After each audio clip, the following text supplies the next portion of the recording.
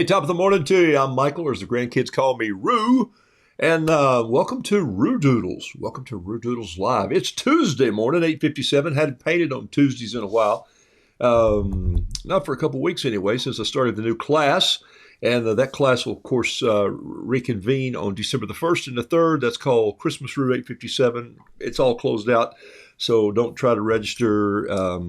We'll talk about another class in January if we want to get started again, which I think I really do. So thanks for being a part of this. Hey, let me say hello to a few of you that just popped up on the show this morning, and then we're going to paint some. Found the book this morning. Here's what the desk looks like. Let me show you just very quickly.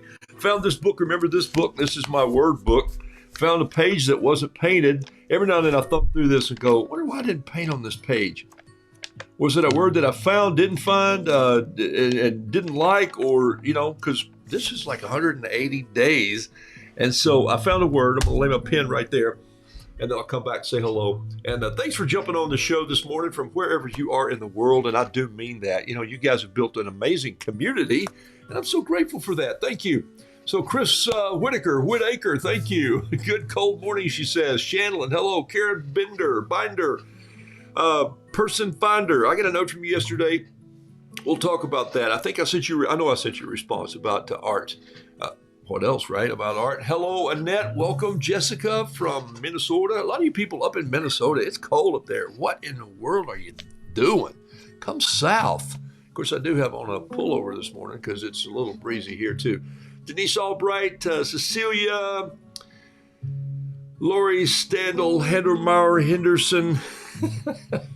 Hey, I hope you smile when I just do that to your name for fun, okay? It is not out of disrespect. I kind of love it. Terry Tardy, welcome to you from Coos Bay, Oregon. Michael Ashford, go get him, Roo. Have fun. Hey, thanks, Ash. Appreciate you, brother. Think of your name is on my wall right over there. Yes, it is. And you don't believe that. Let me just show you. I hate it when people say, oh, I'll do that. Look, there it is. Right. Oh, sorry. Well, let's hold it up. There. Can you see that? No, can't see that, can you? Nope. All right, I'm going to do it the real way then. Here we go. I'm going to shift to a desk shot. Look. There it is. Ash right there. See there? Keep your name up on my wall with Scott's name and Cole. Cole's on my wall, too. I think I said Cole yesterday. I meant Cole when we were talking. Cole's on my wall. Hey, there's picture to picture, and I'll just leave it right there. This is a crazy page that hasn't been painted on, so I'm going to paint on that. Sonia, welcome. Sonia Sapsong, the name with 3 S's. There we go. Yvonne, thank you for being on the show again. Haven't seen you in DFW. Is it chilly in there? Really?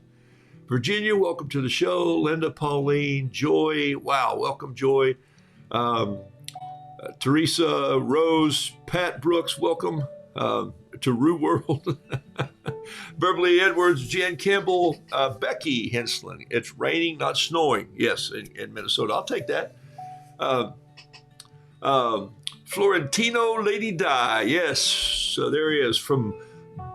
I think it's from Batavia, isn't it? How to pronounce that little city you're in New York? I think it's kind of cool though. I had no idea that New York was New York. I knew the city was a city. And I'd never really been to the city, but I'd seen pictures of the city. This was many, many, many years ago. And I actually took my guitar, loaded up on an airplane, and flew in upstate New York into Binghamton, I think. And I drove up 21 to the Finger Lakes, Canandaigua, and I suddenly went, oh, it's the most gorgeous place I've ever seen. Unbelievable, beautiful, way up there. Ruth Fulton, morning from Ireland. I always love to have you people jump across the ocean. Because you're different time zones and you remember to set your calendar. Thank you. That's more than I do. And I'm surprised I got up. I went to bed last night late and didn't even set my alarm and forgot that Roostructor.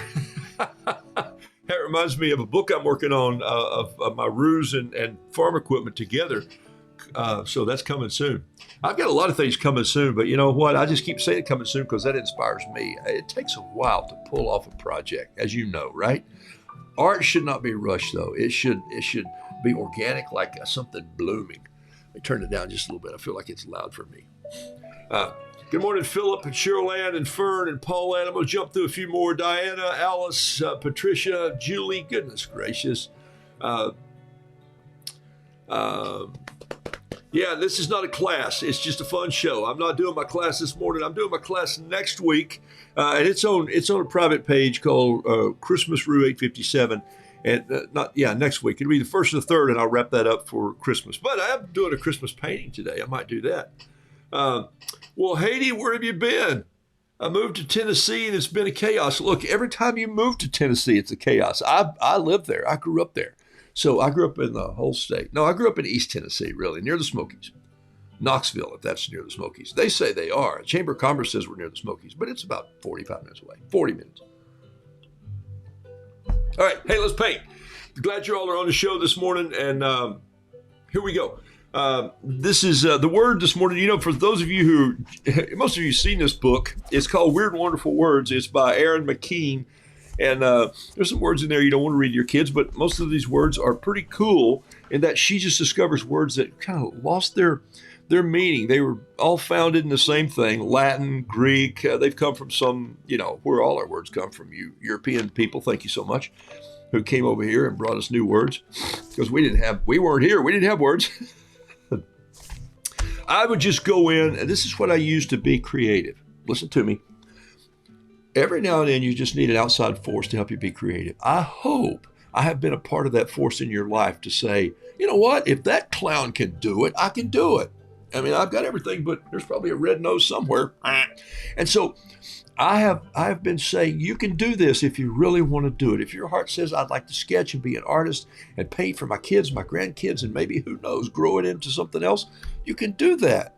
Okay, I did not grow up thinking that I would be an art artist, as in drawing and sketching and painting. I grew up thinking I would be an artist as a musician artist. Music was the love that I had, and I felt like God had kind of given me one of those voices, and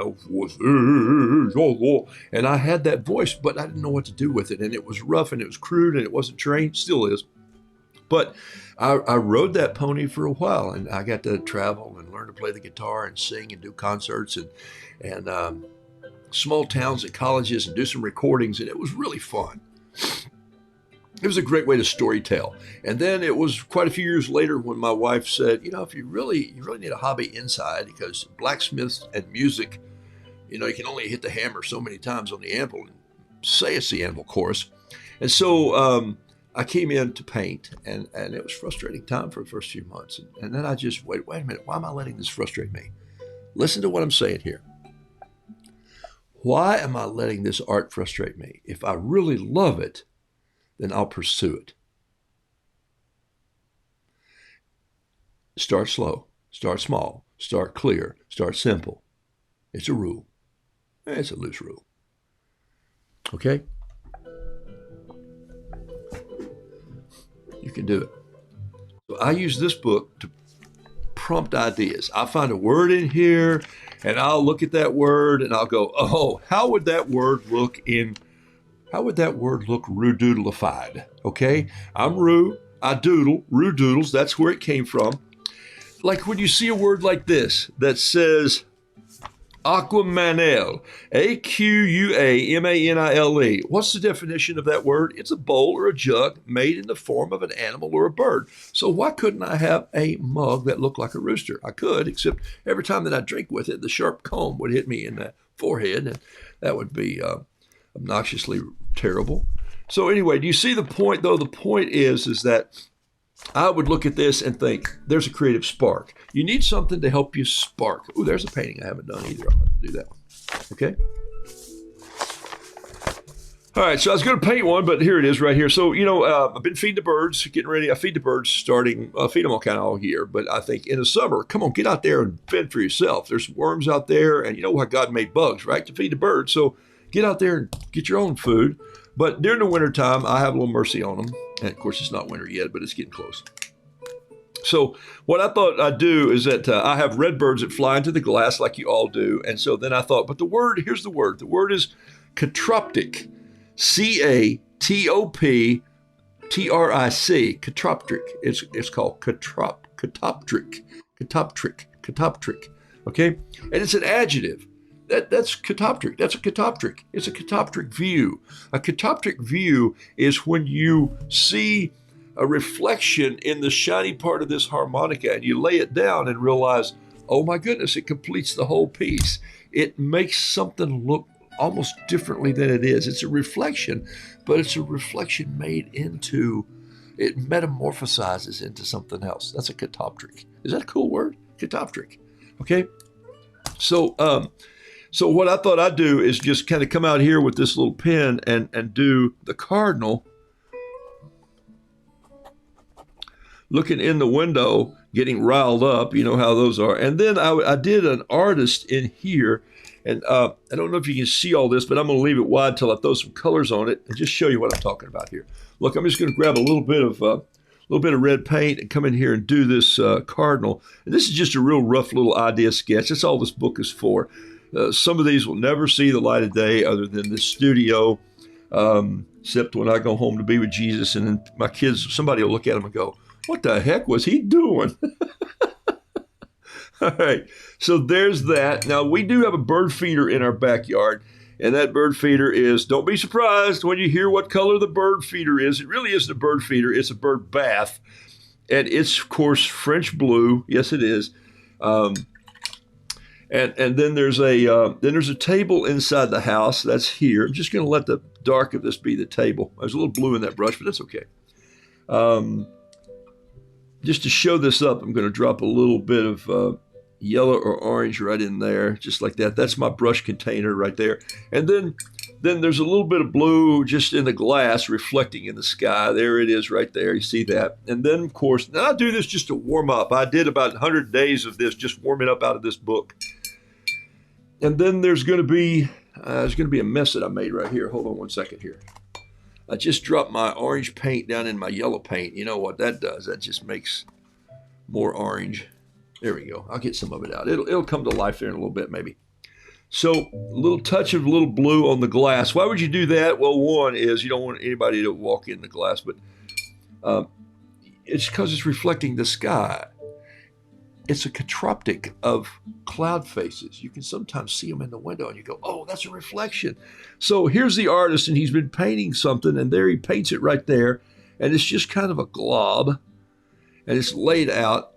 And my thought was a true catoptric would be this. If this little cardinal who's sitting outside your house, there's the roof line here. Maybe there's an outside chimney that comes down here. We're looking in the kitchen window. This would kind of be like my house, brown red chimney here. Look, I'm just playing, so I'm not trying to make a finished piece of art. I'm just having fun here with this book because it has to tell a story, and somebody will go, oh, I see what he was doing here when they see the word. And I've always kind of draw a square or a circle or a star around the word, maybe an arrow coming down to it. There it is. So there's the cardinal's looking in. He sees this little glob of red here that the artist has put on the workbench, the table, and he goes, okay, I'm coming after you because, you know, they're territorial. He might be tutorial. He might be learning how to paint. He's territorial, and he's figuring out there's another cardinal here, and he's taking over the inside. And I'm out here fending for worms and bugs and whatever seed the guy brings. I want in on the action. And so there's the story right there. See how fast that comes about? So for me, this is crude. This is just a rough throwaway sketch. Well, in this case, I don't throw it away because it's in the book. But I'll go back through this sometimes, and it'll lead me to ideas and thoughts that I had. I use it as a creative tool. A creative tool, okay? All right, you with me? You got it? You got it all down? Creative desk. Take a look one more time.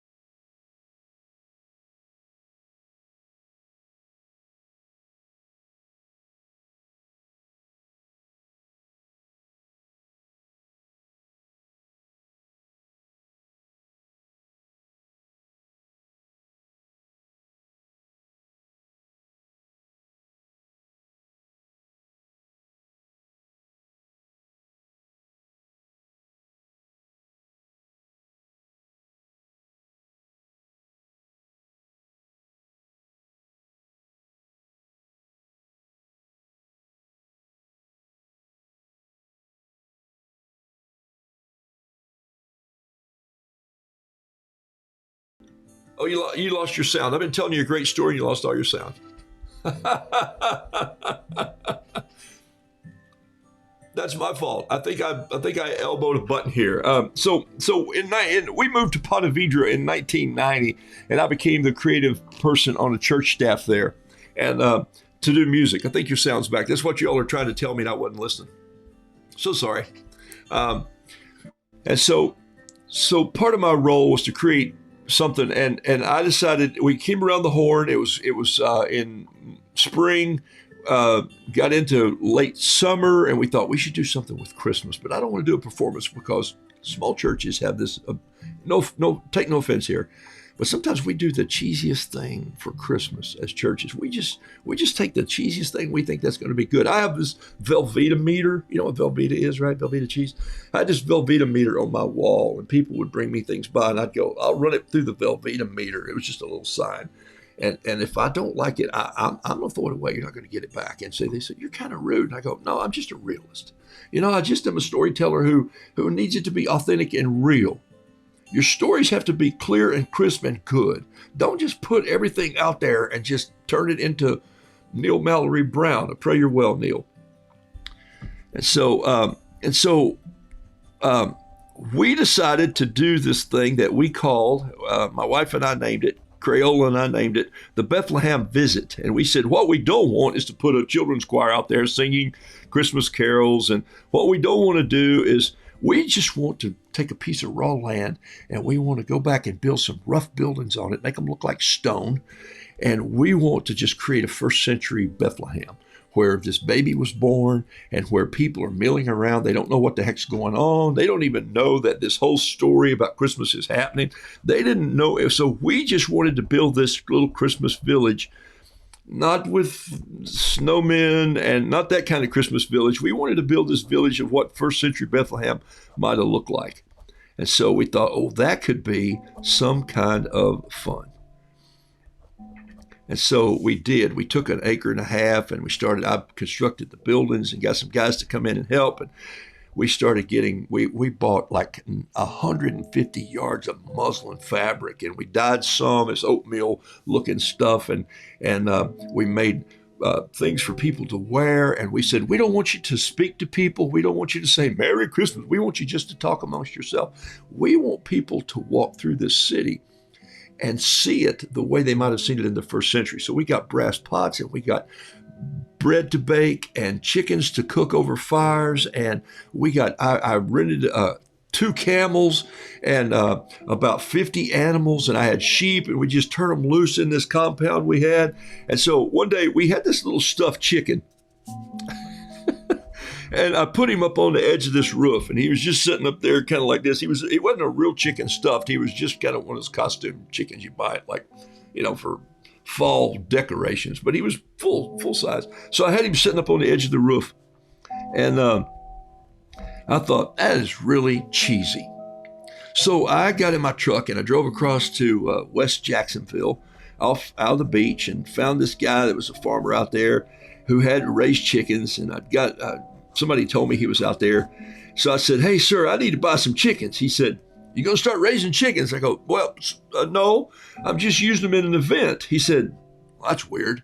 I said, well, consider it weird, but could you just let me buy some chickens from you? He said, sure, I'll give you a couple hens. I said, no, I was thinking about 3 dozen. He goes, what? What are you doing with my chickens? I said, well, don't you sell chickens? He said, sell me 3 dozen chickens. So he winds up selling me 3 dozen chickens. So I just take them back out there. That afternoon, I got a crew in there, and they're putting palm fronds on all these things, and they're building the fires, and they're getting everything ready to go. And Carol's in this big old truck that we set aside a back end of a semi-trailer. I mean, this thing is big. We've got 300 cast. We've got 30 animals with camels coming in. We've got Bedouin. It is a production. It's not a performance. You understand the difference? Had these huge live oak trees. They were just massive live oak trees. 50, 60 feet. I mean, just beautiful pin oaks. And rough and gnarly, and I thought, I want to light those canopies. So I didn't have any ladders at the time. I mean, we didn't have anything. We were working with donated budgets, and we didn't even charge people to come to this event. We put beggars in the city, and I gave them signs that says, alms and donations given to this go to defray the cost of this event and make us so we can buy props. And so there was a little disclaimer there. So people begged in the city, and and guess what? The first year we did it, all the money given paid for the entire event. And then as this thing went on for 8 years, by the 8th year we were doing this, we were raising $16,000-$17,000 just in the buckets that night. And my animal cost was close to $15,000 with all the costuming and everything. It was all just washing out. It was pretty amazing. So we were telling the story of Christmas. But I backed the truck up and let the chickens go on the compound, and they're just chickens going everywhere. And I went to the costume trailer and I said, listen to me, don't chase the chickens. I want them just to wander around, throw some corn, let them be comfortable with people, because people and sheep and chickens are all going to be walking the same trails through this little city. So we put chips down. A company that was cutting trees came in, and they started allowing them to dump all their trimmings on the property. So everything that came, the roadways and storms and all this up, they would grind it all up and they would back in, and then we would spread it all in there. So we had like 2 feet of chips to walk through down in this wetland. Pretty amazing, actually, this whole thing coming together. I wanted these trees lit, and so I took a slingshot, my wrist rocket slingshot, and I pop riveted a fishing rod on the end of it, a fishing reel, push button fishing reel. And then I got a heavy weight, and I could shoot up in there over limbs and let the line come down. Then I'd pull a line up, and then I'd pull electrical cord up with a light, and then we would tie it off. We'd go do the next one, and when we plugged them in, these trees came to life. And way up in there, 50, 60 feet, would be these little lights that look like stars. Absolutely amazing. So we called it Shooting Stars. A long way to tell you a story, a Christmas story, about this painting that I'm about to do right here.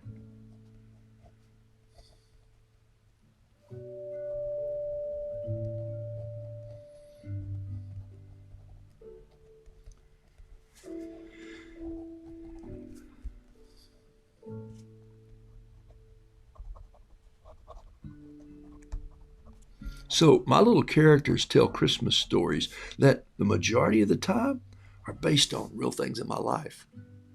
That's what makes a fun painting. That's what makes a fun story. So that's where creativity comes from. Sometimes it's looking at books, and sometimes it's looking at things that you just get an idea for and a feel for. Sometimes it's just coming up with real stories that you've walked through in your own life.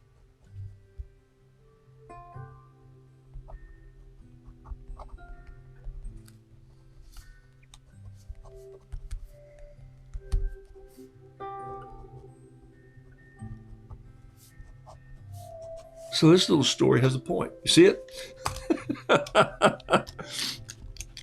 All right, so now, what's the caption? Let me let you guess. All right. Lost the audio from Nova Scotia. I think it's back. Oh,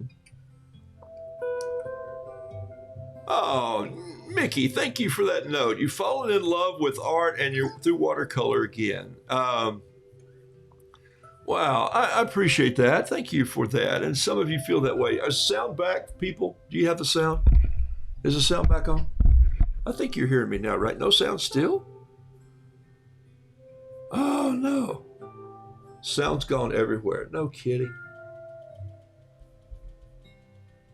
Oh, I told that whole story and you can't hear me?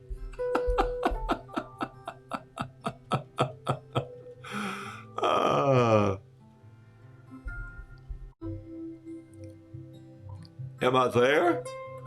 Sound is back on? Okay. Okay. I know I'd hit the button again, and I don't know what happened, but it's supposed to be back. Anyway. sound is on. Okay, thank you.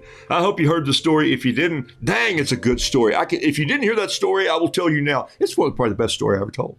So just remember that, okay? And if you did hear it, say, it's okay. Oh, no, we heard the story? Okay, thanks. All right, so let's paint this then. Good grief. That's one of those things where when you're part of a radio station at a university, you know that old story, and you realize, hey, we want you to be a part of our public radio station, and you realize it's just you and your mom that are listening to the story. And some days when I had a radio show in Asheville, North Carolina, I was in Asheville for quite a few years. I had a morning drive radio show there, and so there'd be mornings where I went, you know who's listening to this radio show? Me and the news guy, because he's waiting on his cue to do the news. That was it. But it turned out to be true. The day they fired me, they said, hey, nobody's listening to your show. That's not completely true. I had a fun show.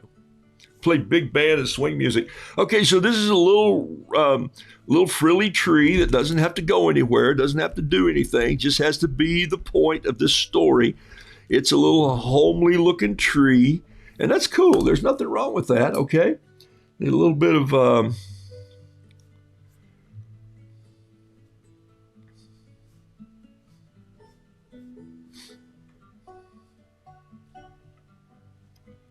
So the whole story was about shooting stars, because we would shoot these lines up in these big oak trees, and then I would run these wires up there, and the guys would power everything up. And I just remember all of the crew and the team standing there, and there was that moment where the music started, and the place went, and the lights came on. And most of the time, I had to go in and get an electrician to come out and put in bigger breakers, because we were pushing all the amperage that you can imagine, running extension cords. And I'd have little lights hidden behind palm fronds, and the people on the state who cleared highways of palm fronds and all the palm trees down the middle of A1A, they would bring me truckloads of palm fronds.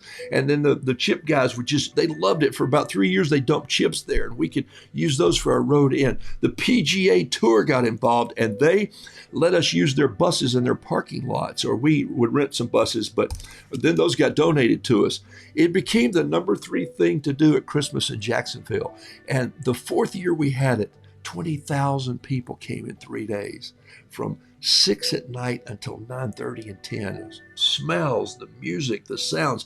No words were spoken. A dad in a carpenter shop would be using hand-forged chisels to make wooden bowls and teaching his sons how to do it. And no words were really spoken.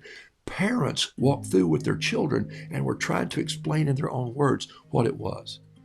And then they came to that place underneath this cavernous stable where there was a little manger scene, and little kids would ask, who's that? And parents had to describe it. We didn't have anybody standing there explaining it. We just said, figure it out. So fun. Shooting stars.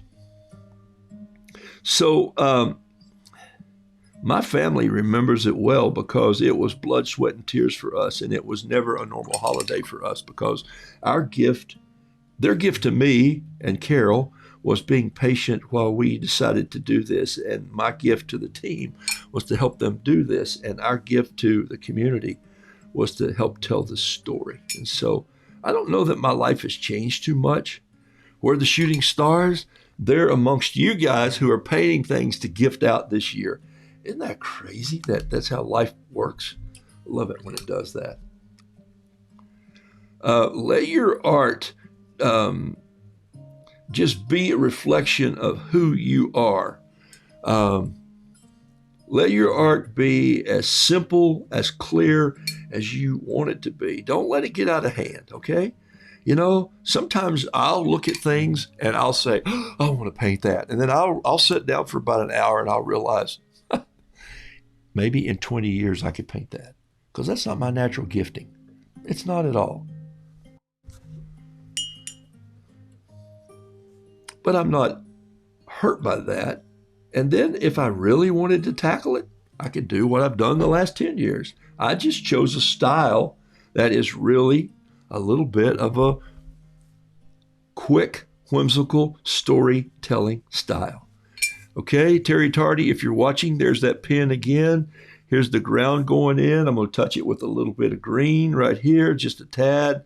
I'm going to drop a little brown and yellow in there like this. Very little, 3 different colors. I'm mixing on the paper, not mixing on a palette. And look what's happening. It's turning into this great little color of a ground. So this is what makes a painting fun. I like doing this sort of thing. So you get these little stories that people go, and somebody will come up and they'll go, what's this story mean? You go, oh, how do you put your star on your tree? We like to stand back and throw ours. But look, doesn't work well for you all the time. Look over here. Hey, I'm painting this morning on Kilimanjaro paper, just to let you know. Here it is right here, coming in. There it is. Kilimanjaro paper. It's 10 by 5.5 inches. It's bright white. It's 140 pound. Key thing about this paper, it says it right here. 100% pure rag cotton. Colors really pop on this. I'm painting with the number 6 brush, which is actually too big to do this painting, but I like it because a big brush sort of gives me some looseness, and that's kind of fun. It lets me run out of the lines. Did you hear what I said? In school, they say stay between the lines. I say run out of the lines. The only time I think you should keep it between the lines is when you're driving. Okay, the rest of the time, get the heck out of there. Okay? All right. Excuse my nose. My sinuses are still going haywire today, but I'll probably get them before the holidays, get them reined in a little bit. Okay, so there it is right there.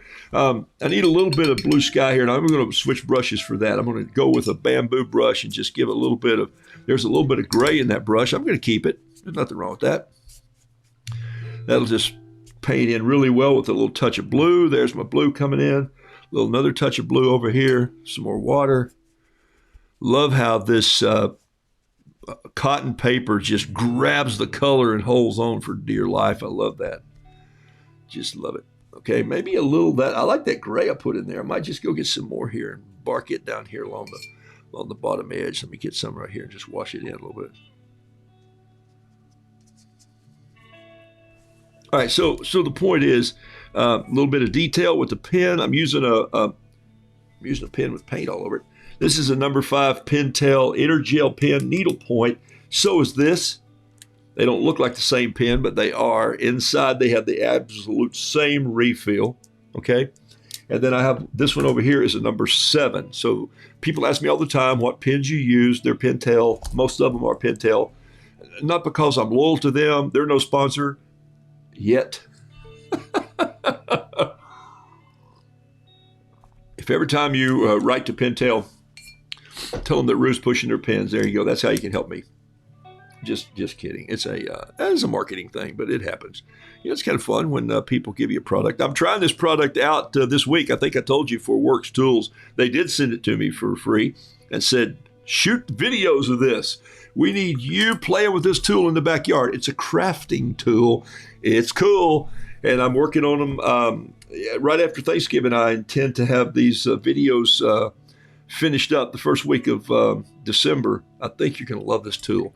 And I'll show them to you. I'll send them to them, and once they give me the approval, I'll run a couple of them on the show. I think you're going to love this tool for your artist crafting and what you do craft-wise. Some of you do. I know you do. All right, I'm going to grab this. Now, what is this over here? What are all these? Anybody figured it out yet? You know, what's the story? All right, I'm going to go ahead and tear this piece of paper off here. No, I'm going to let it dry a little bit. There we go. How are we doing with time? Perfect. I'm going to put this aside and let it dry just a little bit. That was a little rough edge right there. I'm just taking my finger and smoothing it out a little bit. Good brush right here. That's the one you had when you first started school, I think. It's good if you keep them. Keep them away from power tools. Pyromania, people. I was a pyro guy in films for a while. Had my license to shoot pyrotechnics. Something you think you want to do when you're a young man and you realize how ridiculous that is, and just to make things go boom and blow up and then get out of there with your eyes and your fingers. And so by God's grace I did that, and So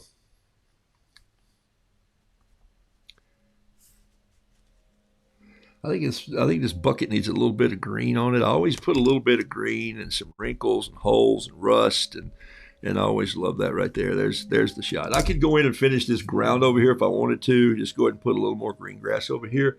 Maybe a little more yellow on these little pieces right here. You figured out what they are, right? You know what those are? Those are parts of the stars that didn't make it. So the caption here is going to be, aim it carefully, son. It's the last one. Pressure's on when you're decorating, and you don't want the star to fall out. Yeah, Terry Tardy. I lost one of mine to a table saw. That'll do it. Had a guy that used to play on my albums, phenomenal guitar player. Mark Johnson was his name. And Mark Johnson said, hey, are we doing a song you wrote for such and such little film? I said, yeah, we're going to do that. He said, I love doing the lead on that song. I said, really? And he said, yeah, it's the one that I get to use my nub on. He had this little finger that he'd run through a joiner. I went, something feels weird. And so that little finger, so he would go, ba-da-da-da-da-da-da. He was a funny guy. I love that guy. Great musician. So we're in the studio, and he goes, hey, play that song that I can use my nub on. You know, you just have to smile and go on with life when that happens. Terry, I'm sorry, didn't know that happened. We all have those scars. Okay, so there's the star getting ready to go up on the tree. And aim carefully, son. It's our last one. That may be the caption. I'm going to lay it over here and let it dry. And then I'm going to do a small little painting for you that you can see like this. Look what I found last night. I was cleaning up. There you go. Shattered star fragments glittering the ground. He needs to aim higher. Joy. He's a chicken. Okay. I just give Joy a hard time because she writes some logical comments sometimes for fun of the time. It makes me laugh. All right. So here we go. Look at this piece of paper. Can you see it if my big old head was not in the way? Here we go. Right here. Take a look at this. You see it? There it is. Excuse me one second. My nose is taking off to another planet. All right. Here we go. Take a look. This is 12 by 12. Whoa, that's a big piece of paper for Roo. What's he thinking? Where has he gone? Has he lost his ever-loving mind? I've done a couple bigger paintings a long time ago, but I found this piece of paper. This is fluid, 140 pound. I don't know what I was working on one day, but I was doing something fun. But I sketched a big old Roo on here, and there he was. He's looking back. And so I thought, I'll just paint this on the show today. So there it is right there. It's great paper, by the way. Fluid is great paper. I love it, love it, love it. I don't love it as much as rag cotton. Okay, so I'm just going to go on record saying that. So Kilimanjaro rag cotton has a little more tooth. The word is tooth. It just grabs the colors and pops in. But with this paper right here, you can do some fun stuff. I'm going to do this in my same style, except I'm going to use a bigger pen. I'm going to use the 7. And I'm going to use this Lamy fountain pen. And I'm going to use this brush. Oh, and I'm going to use this squirrel tail brush. Look at that. That's kind of cool, isn't it? Let me show you how they look before you wet them. This is a bigger size, but look at this. It looks like a mop on a short handle. But when you wet this brush down, it comes to this cool, sharp point. It's a pretty cool brush. It's called a squirrel tail quill. And they're not expensive brushes. They're not great brushes, but they're made pretty well. They're made just for rough watercolor splash around work. I guess you could paint. Yeah, I wouldn't paint anything else with them. All right, here we go. All right, so I'm going to start with this. Got a few minutes here. I can finish this painting. What I like to start with, the beak and the wattle, because that constitutes how big the head is. Regardless of if you can see my little sketch or not, pencil lines mean very little to me. That's why I say sketch lightly like an ice skater skating on thin ice, okay? So here's the beak. I like that. I stayed with it. Here's a little bit of a discombobulated wattle. There's a little eye looking like this. He's looking over. He's surprised. I kind of like where we're going. My pencil sketch is pretty close so far. I'm not following it exactly, but I like it. I'm going to come back in here on the head, come down here to the outside. Oh, that looks pretty good. Look at that. That's kind of rough looking little dude there. Now I'm sketching heavy with this pen because I want this line to add some, I want to lay down some ink. I want this line to to maybe bleed a little bit when I get in here with this pen. So what I'm going to do now is I'm going to draw some of these lines in, and then I'm going to come back in with my fountain pen, and I'm going to drop a piece through there like that. I just don't like all the feathers on the same side. I like to pretend that there's one coming in here and drop it down underneath there. See that one there, right in there? And then maybe one that flops out here like this. Okay, thicken them up a little bit.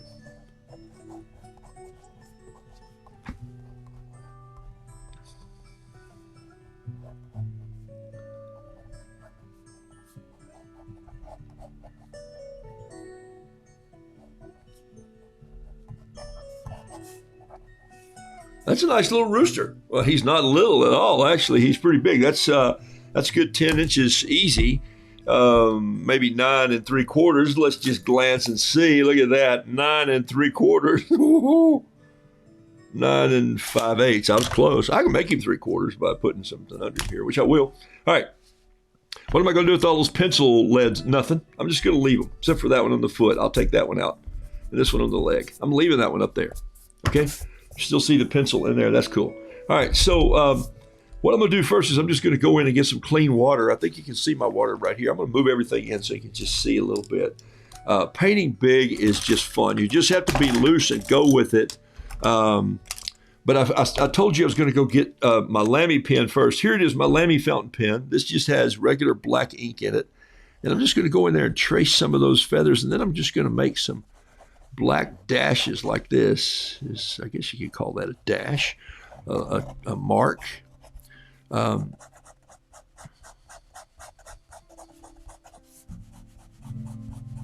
Is there any rhyme or reason? Yeah, well, just sort of going in the shape of how feathers might go. That's the only thing. Coming up straight here and then curling back. This one sort of following the contour of the feather a little bit.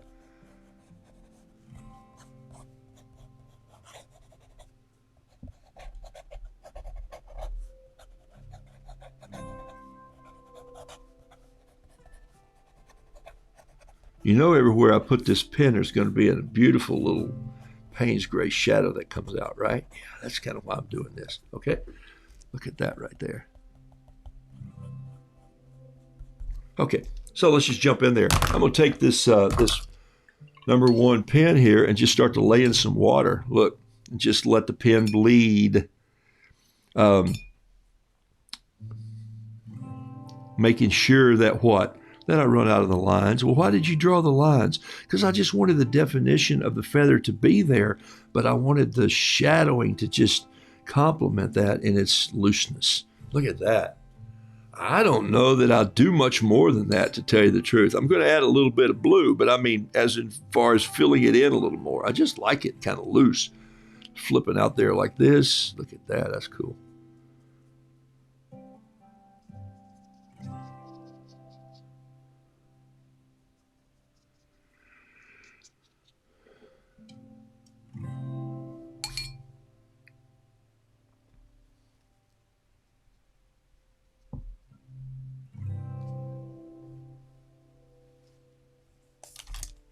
Sometimes when I paint my studio by myself and I'm not online, I find that my mind's a million miles away. And then other times it's right present where I'm going like, I just like this red so much. But it's a little too red. So what are you going to do? Well, I'm going to go get some black, and I'm just going to drop a little bit of black in there like that. Just mess it up a little bit, see? That's why I like that pen. You see what happened right there, that bleed? See that little piece right there? That's where this red paint ran into that pen. Boop, and it just bled out. I love it, I love it, I love it. Okay, and then my brush has a little bit of this red in it from here, and I'm just going in here and touching some of that into the body. We'll do the same thing with the blue. I'm going to slide in here, just get a little bit of this ultramarine blue. Just rolling my brush very gently in it. I'm just going to go in here and pop a couple little blue feathers in the back part here, the bottom end of this rooster. Just some like that. And then I may just turn it up a little bit like this and let that just roll downhill a little bit. Look, see it? See it start to flow? This is the advantage of doing some big paintings sometimes. Look, it's just flowing in. People go, oh, I love how you brush that. I didn't.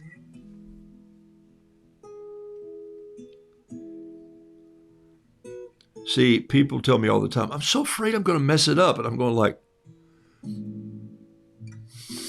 I'm afraid I'm going to get it right.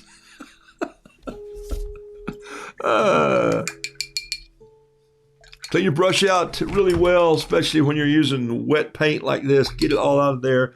Put it back in. There's a piece I didn't want there, but I'll clean it up maybe a little bit there.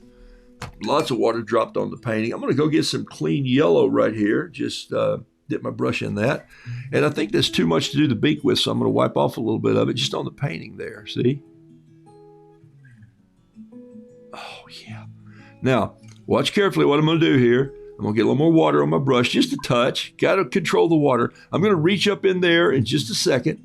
I'm going to reach up in here and just touch that red and that yellow, not with my finger, together right here. Ready? And boom, there it is. Watch. There it goes. See the red go down the hill and spread out? Oh my gosh, I love that. There's something about that that just, that is so, as my grandchildren will say, that's so satisfying. Look what's happening. It's just running downhill in a way that you can never get it to run downhill on its own. Now I'm pushing it, and I'm pushing it, that orange, into the color. I knew where it was going to go. Why did I know that? Because red and yellow make orange. And then I've just wiped it into this black here and this red, and look what's happening there. Same thing. I'm getting this cool bleed. Now watch, I'm going to do the same thing here. Look, I'm getting a bleed there. Okay?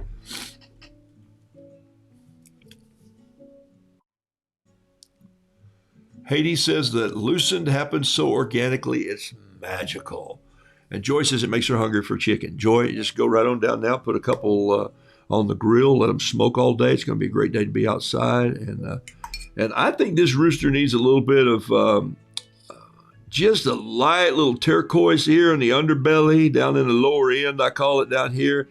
Just got some feathers that just make him stand out when he comes up out of the dust bath. Whew.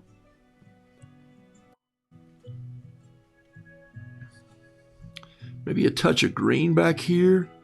I like when there's a green stripe in black and blue feathers. I love that when it's almost an emerald. And so you get that emerald by letting the black and the green come together. You do that on your Christmas trees too when you paint Christmas trees. Remember though, you got to paint with your light colors first, because if you start with the dark color, you're never going to get your light colors to come in. So you want to add, except on the tail. I wanted that tail to have a black strip in it. And I might just put another black strip in there. I'm going to go in with some lamp black here and just lay in a long piece of feather there coming out like this, because I think it needs a structure. See there? Oh, yeah. Now look what's happening right here. You see these little undulated places are going. If you're drawing the hair on a camel, a dog, a cat, or anything, you don't want every hair to be in place. Come on. Look at my hair.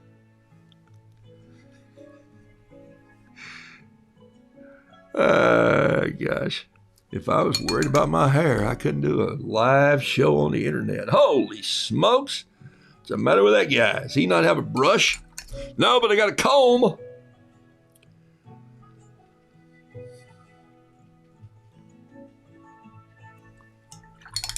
right, I need a little more yellow up here. This red took over just a little bit. I wanted it to come down and create some orange, but right here, I want to take some of it out and put in a little more yellow, and that's just what I have done right there, just like that. Break the plane a little bit. Love it. Going to drop a little bit of this yellow right up there in the comb. Now, I'm going to mix up a little bit of leg color here. I don't know if you can see. Oh, yeah, you see that. Great. All right, perfect. Grab a little bit of red. Not much, just a touch of red. Man, red is so overpowering. It just goes everywhere. And you can wind up mixing all your paint, red and yellow, trying to get the right color. A little bit of that gray tones it down a little bit, because I like the legs to be, I like them to be a little more than that, actually. A little more orange than that, but I think you're going to find it when I'll show you a trick on these here. These look a little pale. Okay, so a little pale here, but watch what I do. I'm going to go in here and I'm going to get just a little bit of this sienna. Just a little ugly brown sienna, and I'm going to put it right in here like this, and that'll darken those up a little bit like he's been in contact with the earth. And now what I'm going to do is I'm going to grab I'll grab this pen here, Let's change on you. This is a stylus pen. It's a felt tip fine point pen. It's not like my ultrafine flare. It has a little different pigment in it, but I think it's going to do a little more blue. Let me just test it and see here. I made a mark down here. Yeah, it's a little more bluish. So I'm just going to go in here and I'm going to create a little piece of ground that this Roo's standing on. And I'm going to use this pen because I thought he needed some shadowing. And then I'm going to give him some earth here like so. Close in, but this is going to be feather shadow here. And then maybe foot shadow here, okay? Let's see what happens when I lay that brush to that. Here we go. Just water. I thought I was going to get a little bluish green. There it is. There it comes. Okay, so that bluish green is going to look good on the ground right here. And then I'm just going to grab a little more dark here, just Payne's gray. And I'm just going to lay that in there very quickly, carefully. Am I worried if I get the shadow exact? No.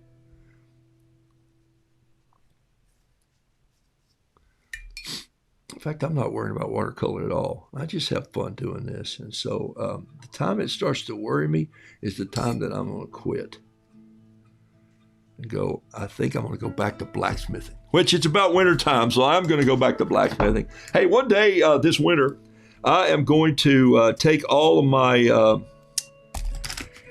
camera gear downstairs and into the shop. I'm going to roll everything out. I've got all my shop stuffs on wheels. It stores in there. I'm just going to roll it right out on the edge of the driveway on one beautiful, cool morning. I'm going to fire it up. I'll get some help.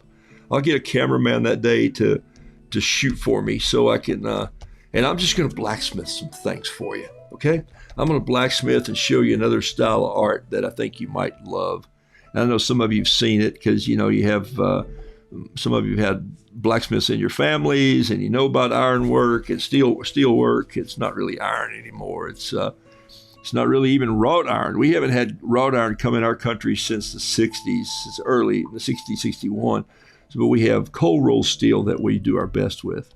Wrought iron, which came from Europe, was just fibrous, beautiful. I've still got a few little pieces laying around that every blacksmith shop has a few that they keep on to for special projects. But I think I'm going to go out. Well, that's kind of you. Kim Sheets. By the way, Kim Sheets, guess what I have for you? Rube is done. It's on my desk downstairs. I almost sent you an email last night. And but I didn't. So it's done. So there you go. Such colorful Roo smithing. Michelle, that's perfect. I'll do some Roo smithing.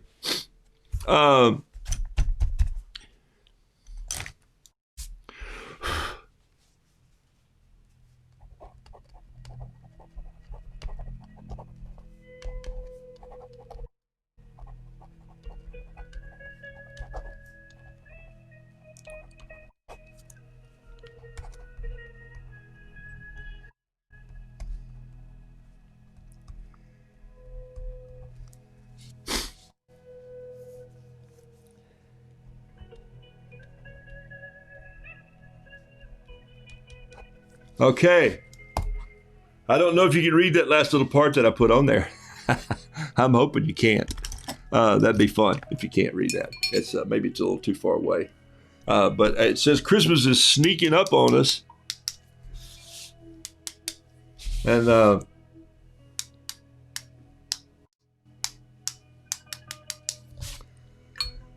little Payne's gray down here in the bottom, just a little dirt splash like this. Maybe it's just a touch of brown over here in this corner, maybe over in this corner. Wow, I like this rooster. I like it when I like my own work. That makes it fun to share.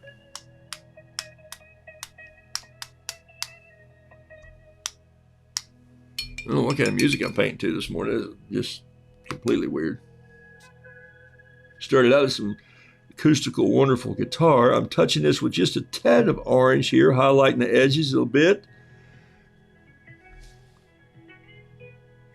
I like that. I like a little more dots on there, some hair follicles coming out, bigger toenails, some grass growing up through his feet. It says Christmas is sneaking up on us, and then it says we need it. 2020. Boy, don't we ever. We need it. Okay. Serious question here. How much do you love your roosters? Do they ever tire you? Do they ever tire you, or do you see each in a special light, ultimately created by you and the manipulation of happenstance? Haiti, that is a great question. It's very philosophical, but it's just a flat out, do I ever tire of them?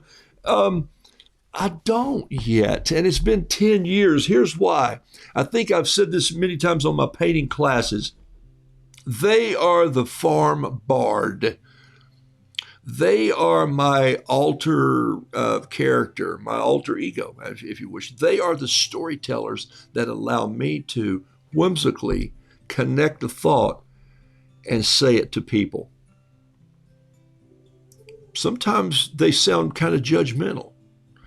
Don't be cheesy. Sometimes they sound contemplative. Remember when my mom did this. Sometimes they face the facts. We need Christmas right now more than anything. And we need to celebrate with people.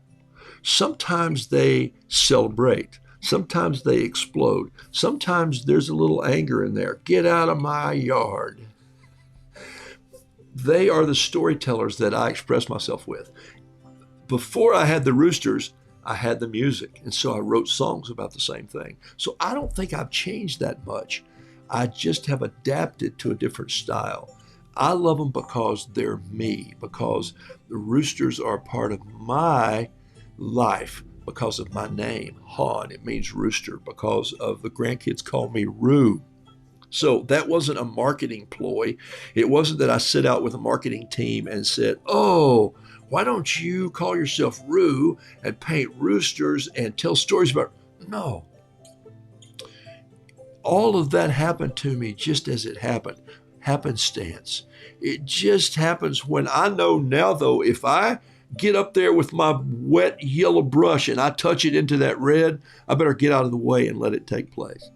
And so that's the part that I love. I still love being surprised by my art. I still like how my art surprises other people. You have that within your grasp. I'm preaching today, aren't I? I like that roosters can preach. Have you ever noticed that sometimes the best truth, and I'm not a clown fan, so to say, but the early clowns who were funny before clowns became demented and vile and evil, and even Circus Soleil clowns sometimes can still do this. They can tell the truth, and it's a powerful truth. Roosters can tell parables. Jesus told parables. So this is a parable. So you look at it, and this means one thing to some folks, but roosters are always sneaking up on bugs, and we're always trying to sneak up on the roosters. And so now Christmas is sneaking up on us. So for me, I don't get tired of that. And I had some people who said, if you paint roosters, you're going to get tired of that. You're going to switch to another animal in a few years. And I go, nah, every now and then I throw a shrimp in there just because I like eating them, and they're funny looking, and they're clownish looking, okay? I'll throw a flamingo in there. Come on. The flamingo in boots that I paint is a clown. All right, so does that help? All right, does that help answer that question? Good question. Thank you so much. Serendipity is a great word, by the way. If you haven't looked it up, look it up. Preach it, brother, Chris says.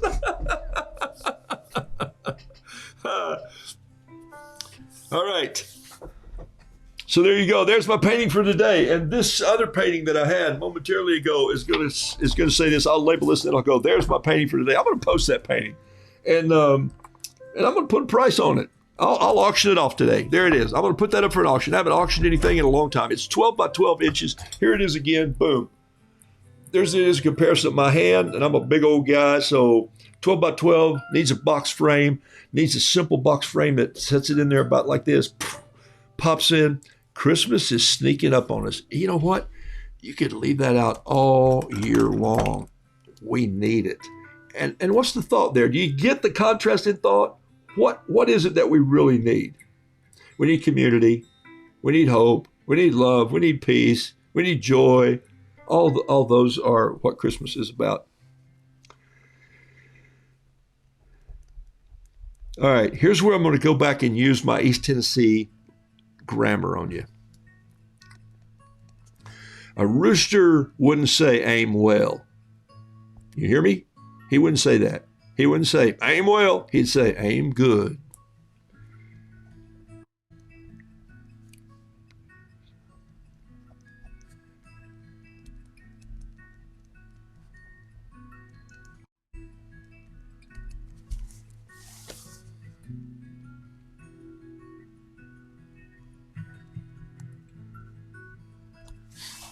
Aim good, son. It's the last one. I'll throw that aside. Hey, I do have some Christmas paintings that are piling up. And after the Christmas show or after the last Christmas painting class, I'm going to just have an auction one day and let a bunch of them just fly out the door at a pretty good rate. You can pay the postage and I'll put a price on them. That's a fair price to do. Hey, you guys are so fun. Thanks for letting me rattle around on a Tuesday morning with you. Wow, Mickey, thank you for your story. My daughter's name is Hope. I love that. Thank you. Deep answer. Yeah, well, some days I can get down in there. Alter ego, you crack me up. No, that's ego. Joy, it's ego. Alter ego. Hey, I'll go back through and see if there's a couple other questions I need to answer in here. And so there we go. One of these days after Christmas, I'm going to blacksmith. If that's okay, I'll just say, hey, Rue's going to be blacksmithing tomorrow. And it's always fun to do that. All right, blessings to you all. Somewhere on the desk this morning, I actually had a harmonica. I don't know what I did with it. I may have thrown it down. Isn't that something? There it is right there. And I always go out on a little note of sound. A lot of people on the show this morning. Thanks for loving the show. Thanks for hitting the heart. Thanks for hitting the I likes. Thanks for sharing my show. It really does help. It helps me on Facebook, helps me keep going with what I got going. And here we go. I will see you maybe Saturday morning. Hopefully, look for Roodoodles page and I'll post it if that's when I'm going to show up. Oh, thank you for liking the show. Blessings. Here we go. I'm out of here. I'm going to auction this painting off coming soon.